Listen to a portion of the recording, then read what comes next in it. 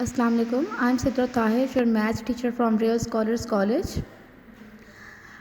आज का हमारा टॉपिक है integration by parts. Integration by parts क्या चीज़ होती है? ये होता है प्रोडक्ट रूल इंटीग्रेशन का। अगर कोई डिफरेंट फंक्शंस आपस में मल्टीप्लाई हो रहे हों, सपोज़ u एंड v जो है वो टू फंक्शंस हैं, u भी x पे डिपेंडेंट है एंड v भी x पे डिपेंडेंट है, मीन्स u भी x का फंक्शन है और v भी x का फंक्शन है, मीन्स वेरिएबल इन्वॉल्व जो हो रहा है वो मीन्स जो हमारा पैरामीटर है वो x है। तो इंटीग्रेशन ऑफ पार्ट्स किस तरह से हम अप्लाई कर सकते हैं? अगर कोई दो फंक्शन मल्टीप्लाई हो रहे हैं, ओके, तो वो किसके इक्वल होगा? First function as it is, second की इंटीग्रेशन माइनस ये जो हमने इंटीग्रेशन किए इसको हमने एज इट इज़ यहाँ पे पुट किया इनटू फर्स्ट फंक्शन का डेरिवेटिव, और इसको हमने एक बार और इंटीग्रेट करना है।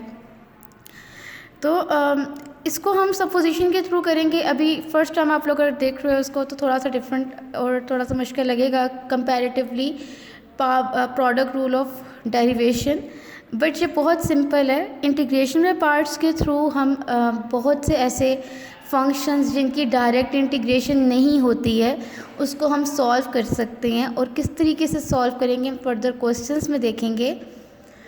सबसे पहले आप लोग क्वेश्चन नंबर 1 का पार्ट नंबर 1 देखिए, जो कि है इक्वल किसके? Integration of x into sine x dx। अब आप यहाँ पे देखिए, यहाँ पे दो डिफरेंट फंक्शंस जो हैं आपस में मल्टीप्लाई हो रहे हैं। x जो है वो पॉलिनोमियल है, जबकि साइन जो है एक ट्रिग्नोमेट्रिक फंक्शन है। ये दोनों फंक्शंस आपस में सॉल्व नहीं हो सकते।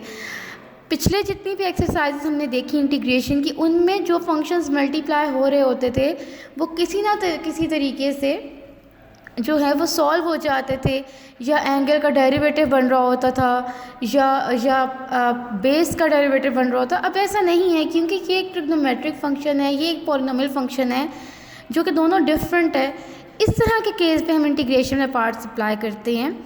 आपने इस इंटीग्रेशन में पार्ट्स में बस इस चीज़ का ख्याल रखना होता है कि हम कौन सा फंक्शन जो है वो फर्स्ट फंक्शन लेंगे और कौन सा सेकंड, क्योंकि देखिए यहाँ पे इंटीग्रेशन में पार्ट्स में फर्स्ट फंक्शन का डेरिवेटिव फाइंड करना और सेकंड की इंटीग्रेशन। तो हम ये देखते हैं कि किस फंक्शन की इंटीग्रेशन जो है वो पॉसिबल है।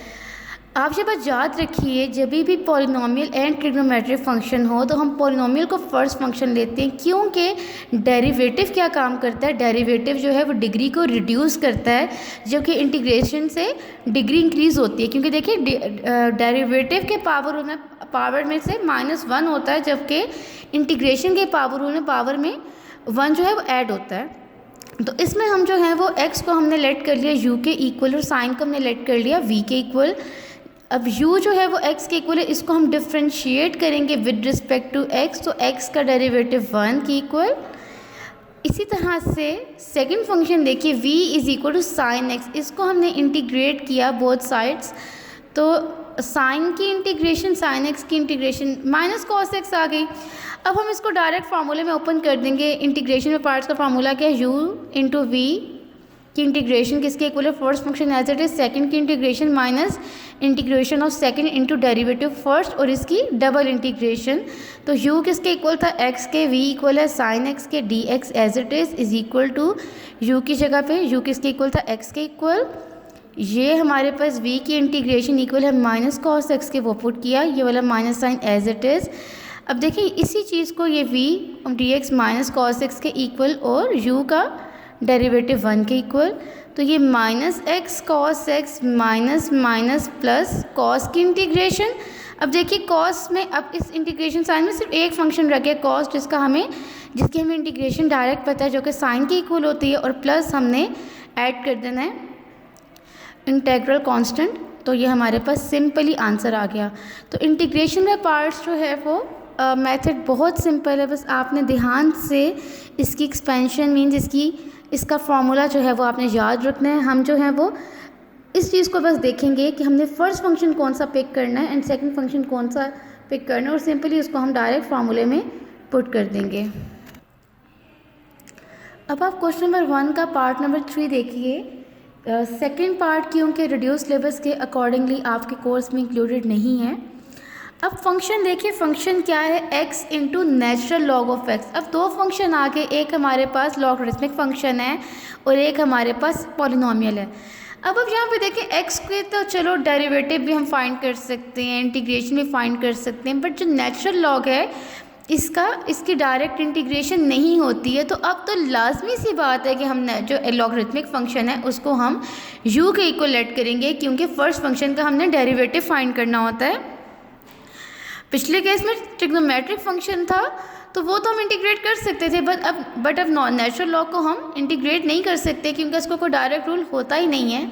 तो अब यहाँ पे देखिए हमने यहाँ पे जो नेचुरल लॉग ऑफ x है उसको लेट किया u के इक्वल और x को लेट कर लिया v के इक्वल। इसको हम डेरिवेट करेंगे, डेरिवेटिव फाइंड किया, डिफ्रेंशिएट किया नेचुरल लॉग ऑफ x को विद रिस्पेक्ट टू x, तो हमारे पास इक्वल आ गया 1/x के। सिमिलरली v किसके इक्वल है, x के, जो हमने लेट किया। इंटीग्रेट करेंगे दोनों साइड्स पे, तो v की इंटीग्रेशन किसके इक्वल, x²/2 के इक्वल, क्योंकि पावर रूल अप्लाई किया, इसकी पावर 1 है तो पावर में 1 प्लस डिवाइडेड बाय वही चीज़ जो है डिवाइड भी हो जाती है, तो हमारे पास इसकी इंटीग्रेशन इक्वल आ गई x²/2 के। तो integration by parts rule apply किया, first function into second function किसके इक्वल होता है, first function as it is integration of second minus integration of second into derivative of first की डबल इंटीग्रेशन। फर्स्ट फंक्शन क्या है, natural log of x के equal, second function क्या है, x के इक्वल, ये आगे पीछे लिखे हुए हैं कोई बात नहीं, ये v है और ये जो है वो u के इक्वल है। u के किसके इक्वल है, u is equal to natural log of x। ये जो इंटीग्रेशन है ये हमने फाइंड की, इक्वल है x²/2 के, ये minus sine as it is, x²/2 को हमने यहाँ पे भी पुट किया एंड इस चीज़ का डेरिवेटिव जो कि है 1/x के dx। अब आप यहाँ पे देखिए ये एज इट इज़, आपने हमेशा जब भी जो चीज़ एज अ कोफिशिएंट होती है उसको पहले लिखेंगे ताकि आप इसको इसके एंगल के साथ मिस्टेकनली सॉल्व ना कर दो। तो ये x²/2 natural log of x minus, अब आप यहाँ पे देखिए ये x जो है इस x² से कैंसिल हुआ तो इधर सिर्फ x रह गया, और ये जो 1/2 है इसको मैंने इंटीग्रेशन साइन के बाहर ले आई क्योंकि ये कोफिशिएंट है। x²/2 natural log of x minus 1/2, इस पर फिर से अप्लाई हो गया पावर रूल। वैसे तो हम x की इंटीग्रेशन यहाँ पे x²/2 फाइंड कर चुके हैं, आप यहाँ पे डायरेक्ट भी x²/2 लिख सकते हैं, plus c integral constant add किया।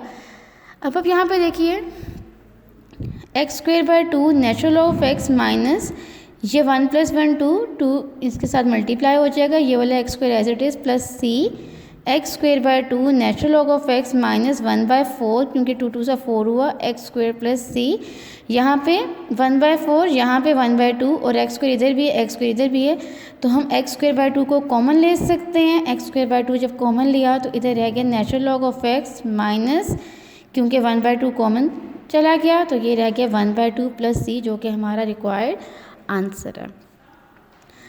आई होप आप लोगों को क्वेश्चंस जो हैं वो उनके सोल्यूशन समझ में आए होंगे। फिर भी आपकी कोई भी क्यूरी हो रिगार्डिंग दीज 2 क्वेश्चंस तो आप जो हैं वो मुझसे डायरेक्ट पूछ सकते हैं।